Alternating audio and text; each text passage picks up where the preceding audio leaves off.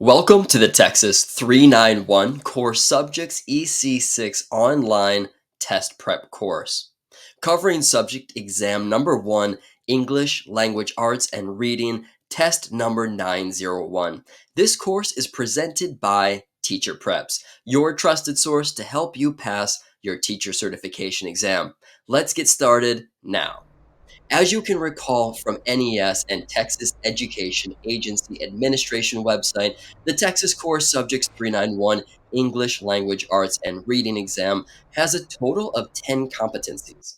In this lesson, we will cover all the skills and knowledge that you'll need for your exam presented from competency number 9, which is all about viewing and representing. This competency states the teacher understands skills for interpreting, analyzing, evaluating, and producing visual images and messages in various types of media, including electronic media, and provides students with opportunities to develop skills in this area. And stated in simpler terms, we'll have to know how to interpret and create visual content in different media, including electronic ones, and help students learn these skills. Great, let's jump straight into the first descriptive statement, which reads, the beginning teacher knows grade level expectations for viewing and representing visual images and messages as described in the TExES Essential Knowledge and Skills for grades 4 through 6. Understanding how to teach students to interpret, analyze, evaluate, and produce visual images and messages across various types of media, especially online media, is crucial. The TExES Essential Knowledge and Skills set for grades 4 through 6 set the foundation for students' understanding and skills in this domain. And that's what we're going to discuss now. There are 3 specific text components of viewing and representing that you'll want to be familiar with on exam day. And they are understanding and interpreting, which revolves around the student's capability to grasp and interpret visual images, messages, and their embedded meanings. Analyzing and critiquing in accordance with the viewing and representing text guidelines, students should critically analyze and assess the significance of visual images and the messages they convey. And then third, producing, which from the perspective of text for viewing and representing focuses on students' ability to create visual representations to communicate with a broader audience. Now, if we put all of these together, we can see that this means for the viewing and representing text, students need to understand and interpret visuals, critically analyze their meanings, and produce their own visuals for communication. Excellent. Now that we have a firm overview of the TExES Essential Knowledge and Skills for viewing and representing, let's dig a little bit deeper and identify the grade level expectations. First up, interpretation. The expectation here is that students will be able to describe how meaning is extended through illustration, style, elements, and media. Interpret important events and ideas gathered from maps, charts, graphs, and video segments of technology presentations. And use media to compare ideas and points of view. Next, we'll cover the expectations about analysis across grades 4 through 8.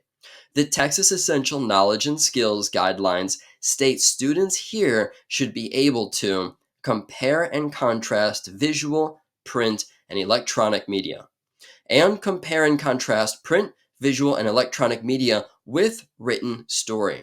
Quick note is that students in grades 4 and 5 are expected to be able to interpret and evaluate how graphic artists, illustrators, and news photographers portray meaning. Whereas in grades 6 through 8, students are expected to be able to interpret and evaluate how illustrators, documentary filmmakers, and political cartoonists represent meaning, evaluate purposes and effect of various media, and evaluate how media informs and influences. Now, moving on to the third viewing and representing text guidelines. This is producing across grades 4 through 8. Students are expected to be able to select, organize, or produce visual images to complement and extend meanings. Produce communications through using technology or appropriate media such as developing a class newspaper, multimedia reports, or video reports. And finally, one last quick note to focus: students are expected to be able to assess how language, medium, and presentation contribute to the message. In this section, you will learn what you need to know for your TExES core subjects exam from the second descriptive statement in Competency 9, which reads, "The beginning teacher understands and teaches the characteristics and functions of different types of media, for example, film and print, and knows how different types of media influence and inform." Let's jump straight into this lesson. Students engage with various media forms to become discerning viewers, enabling them to dissect and discern visual messages, images, and their underlying meanings. To be totally prepared for your exam, you'll want to know the types of media in the viewing and representing from the TExES Essential Knowledge and Skills curriculum. First is art and visual media. This includes illustrations and other visual arts. Second, we have print media such as newspapers and magazines. And third, we have computer technology media such as computer-based presentations. And fourth is the electronic media that encompasses film and television. Here we also need to know key skills for each media type. What students need to know about in print media is the anatomy of newspapers and magazines, such as headlines, bylines, and captions. For computer technology media, students need to be able to use presentation technology such as Google Slides or Canva to present information. And then for electronic media, students need to grasp the significance of camera angles, lighting, and shot composition. As students in grades 4 through 6 grow, they encounter various media forms, each influencing their worldviews, knowledge, and self-perception. It's pivotal for us teachers to understand these media influences to guide our students effectively in becoming discerning consumers and critical thinkers. Let's go over this now. As teachers who will use art and visual media spaces, we can understand that illustrations and visual arts, influenced through visual arts including paintings, drawings, and sculptures, evoke emotions, inspire creativity, and introduce students to diverse cultures and historical contexts. Also, illustrations and visual arts informed through art pieces often convey narratives, historical events, or societal values, providing students with visual contexts to topics they study. And next, for print media uses, we have newspapers and magazines, which spread influence through print media, which exposes students to local and global events, shaping their awareness of the world around them. The structured nature of articles assists in building their comprehension skills, and they inform through articles, editorials, and features where students gain insights into various topics, enhancing their general knowledge and vocabulary. Next, we have computer technology media, which children in school use computer-based presentations, whereby influence digital presentations with their interactive elements, engage students actively, catering to varied learning styles. And also, inform, here we use infographics, slideshows, and interactive modules, simplify complex topics, making them more digestible for younger students. And then lastly, we will also teach our students how electronic media uses film and TV. Let's start with influence. Films and TV shows provide stories to us. They shape students' perspectives on relationships, values, and societal norms. Moreover, they impact students' empathy levels by portraying diverse characters and scenarios. And for informing, educational shows and documentaries expand students' knowledge, horizons, offering visual and auditory learning experiences. In conclusion, understanding the diverse media types and their distinct influences is essential for educators to empower our students. Excellent. Now we're moving on to our third lesson inside competency number 9, which reads, "The beginning teacher teaches students to compare and contrast print, visual, and electronic media, including the level of formality of each. For example, email, web-based news articles, and also blogs. Great, let's jump straight into this lesson so you are totally prepared for test day. In order to fulfill the first part of this descriptive statement, we will compare and contrast the nature of content for these three different types of media, beginning with print media, where we can see that it is static and tangible, which means this cannot be changed once it's printed, leading to rigorous editing beforehand. This generally has a set layout and structure.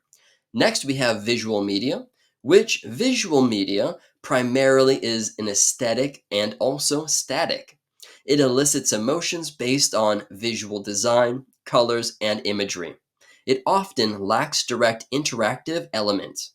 And our third source is electronic media, which is dynamic and often interactive. This can be used to update and be changed in real time. It is also easily shared across platforms.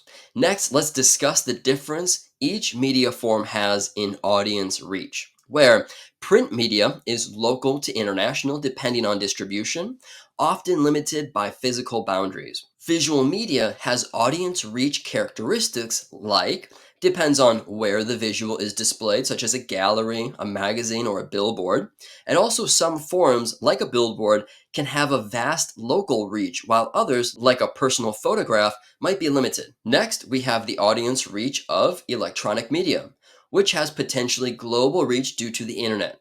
This can be easily spread and shared. Now, let's discuss the second part of this lesson standard, which is all about level of formality and editing. Starting with print media, which typically undergoes rigorous editing due to its static nature. Levels of formality vary, but generally lean towards the formal side. Then we have levels of formality for visual media, where editing is focused on visual appeal. Formality can range widely, but is often determined by the setting and the context.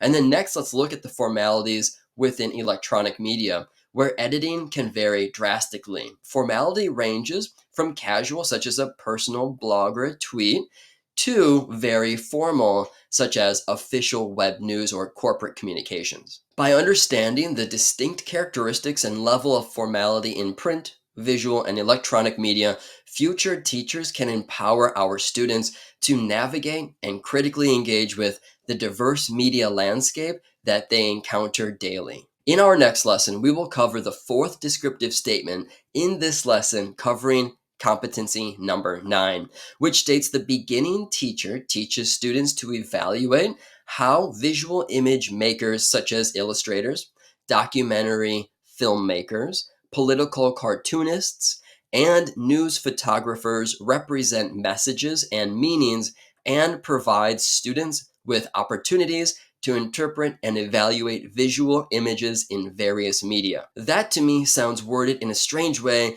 It's very formal, and the way that I like to think of this better to understand the exam expectation is that teachers help students understand how people who create images, like artists and filmmakers and cartoonists and also photographers, how they convey their messages. Also, as teachers, we need to give our students chances to look at and understand these images from different sources. Much better, right? Great. Now let's jump straight into the lesson. Starting with better understanding the craft of visual image makers, there are a few different makers that we'll focus on, beginning with illustrators, who are often employed in books, magazines, and other printed materials. Illustrators have the ability to bring words to life. Their visuals can provide context, enhance comprehension, or evoke specific emotions. An illustrator's choice of color, style, and composition profoundly impacts the reader's experience. Next, let's talk about documentary filmmakers. These filmmakers aim to represent real-life stories, events, or issues. While there is an impact understanding of authenticity, filmmakers make choices what to highlight, what to downplay, which can shape viewer perceptions. And next, the next maker we'll talk about is the political cartoonist. Using satire and humor, these artists comment on current events or societal issues. Their work often requires background knowledge to fully understand the entire context. And next, we have news photographers who capture moments in real life. They provide a snapshot of events. However, what they choose to photograph and from which angle can change the narrative. Now, in order to complete this exam descriptive statement, we'll next want to make sure we learn to provide students with opportunities to interpret and evaluate visual images in various media. Let's cover that now. In this section, I'll provide you with 6 ways to create opportunities for students to evaluate visual images. The first method is called image dissection, where teachers present a political cartoon to their students and encourage discussions to uncover the layers of meaning, symbolism, and societal commentary. Another method to create opportunities for students to evaluate visual images is called film analysis, which is when the class watches a short documentary clip, then the teacher asks the students to note down what was emphasized, what was omitted, and how these choices might influence a viewer's understanding. As teachers, we can also create what's called photo narrative, where we show a series of news photographs from a single event so the students can discuss the story in greater detail. To provide another opportunity for students, we can also set up what's called source and bias, where we teach students to always consider the source. Who created this? What might be their intention, motivation, or perspective? In teaching students to critically analyze and understand visual media, we empower them to navigate our image-rich world with discernment and insight. Next up, we'll be moving straight into the 5th lesson in this chapter, all about competency number 9. The descriptive statement that we're taking a look at reads, "The beginning teacher knows how to teach students to analyze visual image makers' choices, such as style, elements, media, and evaluate how these choices help represent or extend meaning." All right, let's jump straight into this lesson so you're ready for test day. Before we teach it, we have to make sure that we ourselves understand the topic. So let's go over what visual choices mean in this exam context. There are 3 key aspects to include. The first is style. This pertains to the unique manner in which an artist conveys their subject matter. This might be through abstract, realistic, minimalist, or other artistic styles. The chosen style can create mood, emphasize certain aspects of the content, or guide the viewer's interpretation. The next visual choice the maker decides is the elements, where key elements include line, shape, form, space, color, and texture. An artist's choice in emphasizing or downplaying these elements can guide the viewer's eye and elicit specific reactions or emotions. Lastly, the final visual choice we'll discuss here is media, which refers to the materials or platforms used.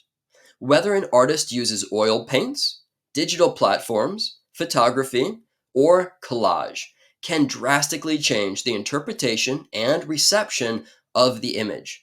For your exam, you'll want to know all about teaching students to evaluate how those choices help represent or extend meaning. So let's talk about that now. Teaching methods to analyze visual choices. Here's the first one.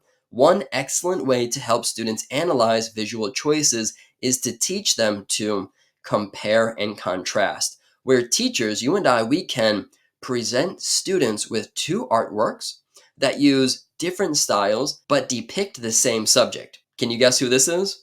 All right. Then the students discuss how each style impacts their understanding and feelings toward the subject. And then next, we can use element highlighting, where teachers provide students with an artwork piece, and then have them focus on one specific element, discussing its role in the overall composition.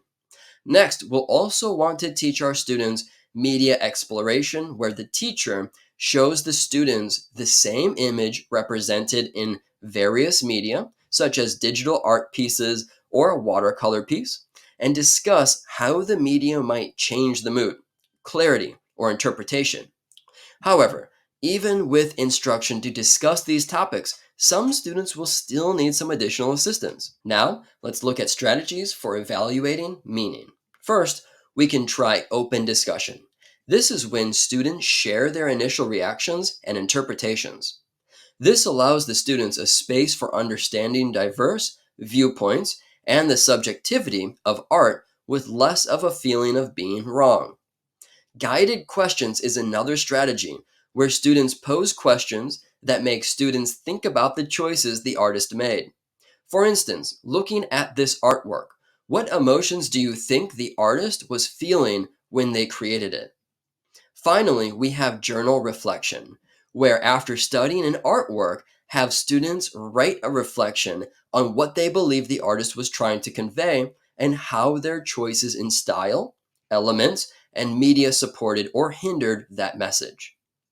By understanding the decisions of visual creators and using specific teaching strategies, educators can shape students into critical analyzers of the images that they encounter. Welcome to the 6th video lesson in our series talking all about competency number 9 for your TExES core subject test prep course. In this lesson, you'll learn everything you need to know for your exam about the following descriptive statement, which reads, "The beginning teacher provides students with opportunities to interpret events and ideas based on information from maps, charts, graphics, video segments, and technology presentations, and to use media to compare ideas and points of view."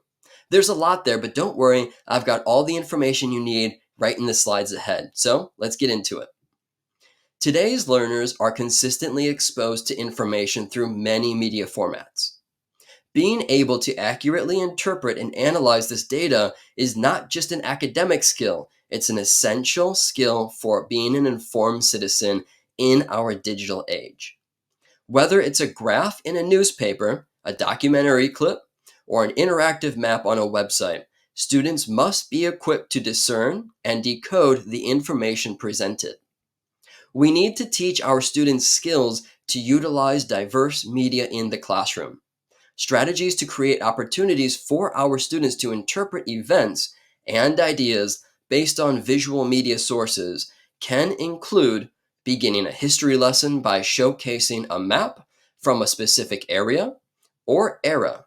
Then ask students to identify territories, movement, patterns, or geographical influences on historical events from what they've learned. Another strategy is to use graphics.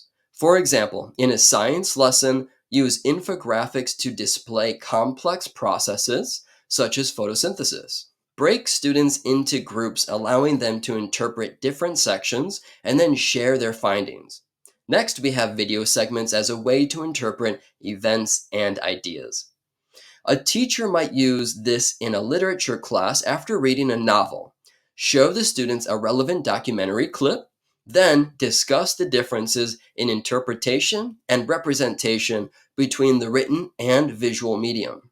And then lastly, we can use technology presentations. In a math lesson, utilize technology tools like interactive graphs or digital simulations to depict mathematical problems or concepts. All right, you're doing great. And to fulfill the requirements of this content, this descriptive statement, let's get into how to use media to compare ideas and points of view. Teaching students to use media to compare ideas and points of view often requires to get students speaking more. When you come across an exam question, make sure to select an answer that uses hands-on activities and fosters critical thinking. To do this, teachers can ask critical questions that are open-ended, such as, whose voice is missing? How might someone else view this? Why do you think the creator chose to present it this way? Speaking of getting kids talking, use role play. Here, the teachers can ask students to create a short skit or different little stories presenting two different points on the same topic. This helps them understand and respect differing perspectives. And even after all the speaking comes to a closing, always present students with the opportunity to reflect. At the end of each lesson, spend a few minutes discussing what they learned and what they still have questions about. This reflection helps solidify the lesson's objectives and helps the students internalize the importance of comparing ideas and viewpoints. By embedding these activities into your curriculum, you'll help students develop the critical thinking skills necessary to understand, interpret, and critique the media they consume every day. Moving straight into our 7th lesson for Competency 9, this one reads, "The beginning teacher knows steps and procedures for teaching students to produce visual images and messages with various meanings to communicate with others." In the digital era, understanding and creating visual content like infographics and videos is a vital literacy skill, helping students produce and process information, conceptualize ideas, and communicate effectively. For your exam, you will need to know the steps and procedures in teaching visual communication. Let's cover this now. First, we have foundational knowledge. We're going to begin by ensuring students understand the basics of visual language. This includes elements such as color, shape, line, texture, and space. Use visual examples from different cultures and time periods to illustrate these concepts. The next step is purposeful creation. Once the basics are mastered, guide students to create visual images and messages with specific intent. Whether it's to inform, persuade, entertain, or express, every visual should have a purpose. Then, after that, choosing the right tool is the next step. Here, we can introduce students to various tools and platforms used in visual creation. This can range from traditional art supplies to digital tools like graphic design software. Educators empower students with essential skills for our visual world by teaching them to create images that convey messages and evoke emotions, ensuring they become adept visual communicators through practice, feedback, and diverse media exploration. Welcome to the 8th lesson, covering Competency 9 in your TExES Core Subjects 391 exam. This descriptive statement reads, "The beginning teacher teaches students how to select, organize, and produce visuals to complement and extend meanings."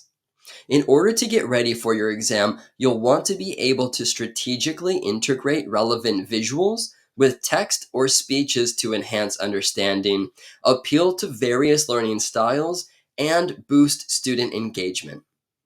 Not all visuals serve the same purpose. Let's learn about the selection of visuals for the classroom. An educator must teach students to determine the purpose of the visual. So, for example, to illustrate, to emphasize, or to contrast. Now, to understand the audience and also what visual would resonate with them most. And choose visuals that are clear, relevant, and age appropriate.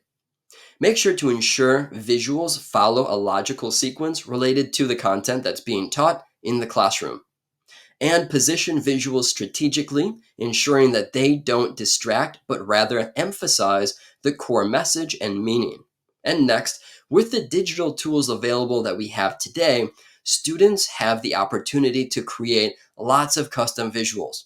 This not only enhances their understanding, but can also foster creativity. Guiding principles for helping students produce visuals include being original and avoiding plagiarism, aligning with the core message or content that's being taught, and experimenting with various tools and mediums from hand-drawn illustrations to digital graphics. Educators must guide students to select, organize, and produce visuals that not only complement their content, but also deepens their understanding, enhances the retention, and adds dimension to student learning. Moving straight into our 9th lesson of competency number 9, this descriptive statement that we'll be focusing on reads, "The beginning teacher provides students with opportunities to use technology for producing various types of communication, such as class newspapers, multimedia reports, and visual reports, and help students analyze how language, medium, and presentation contribute to the message." Wow, that was another long descriptive statement, but don't worry, we've got a great lesson for you. Let's jump right in. There are essentially two main segments inside this descriptive statement. Here we have provides students with opportunities to use technology for producing various types of communications. And then second, we have help students analyze how language, medium, and presentation contribute to the message. And these are the two outcomes that you're going to want to take away from this lesson. Regarding providing students with opportunities to use technology, first check with your school and see what kinds of resources the children have access to. You might find tablets, microphones, green screens, and a host of other supplies, including creator software appropriate for children. Before using the technology, make sure to cover how to use it, as well as what it means to be a digital citizen when using computers, tablets, and the internet. Next, let's teach our students how to analyze how language, medium, and presentation contribute to the overall message. When students view any piece of media, they're consuming a combination of language, medium, and presentation. By understanding how these elements contribute to the message, they can become critical thinkers and discern the real message of what's being shown. Starting with language, we have the definition, the words, tone, and style used in a message. Key points here, we have vocabulary choice, which are words. These can be neutral, positive, negative, or loaded with emotion. We also have tone. This refers to the attitude or emotion behind the words that are chosen. And we have style, formal versus informal. We also have complex versus simple, and abstract versus concrete. Activity here that you might want to use or see on your exam, show students a short text or a clip. Have them list out words or phrases that stood out to them and discuss why those particular words were chosen. And then number 2, we have medium. The definition here is the tool or format used to convey a message. So the medium could be, for example, print versus digital. A printed newspaper article might feel more pertinent and official, while a blog post will feel more dynamic and current. Then we have video versus audio. Video provides visual context, whereas audio requires imaginative interpretation. And then we have static versus interactive. A static image versus an interactive web page offers different levels of engagement. Our activity for medium would be to compare the same news story from a printed newspaper, a news website, and a podcast. Discuss the differences in experience and perception that the students get after reading or watching, or listening to. Here we have presentation, and this is how the content is organized and displayed. Layout and design include colors, fonts, and spacing, which can highlight importance or evoke certain emotions. We also have sequencing. This is the order that the information is presented in, which will influence the reader's interpretation of what's being seen, read, or listened to. And finally, we have visuals, which are images, graphs, or charts, and these can simplify the complex information that we might be reading or listening or watching. Our activity for presentation that we would use in the classroom, and the one that you will want to be looking out for on your exam, is when you take a dense or text-heavy article and challenge students to transform it into a clear, visually appealing infographic or slide presentation. Teaching kids how to break down and understand medium helps them think critically and not just accept everything that they see or hear online.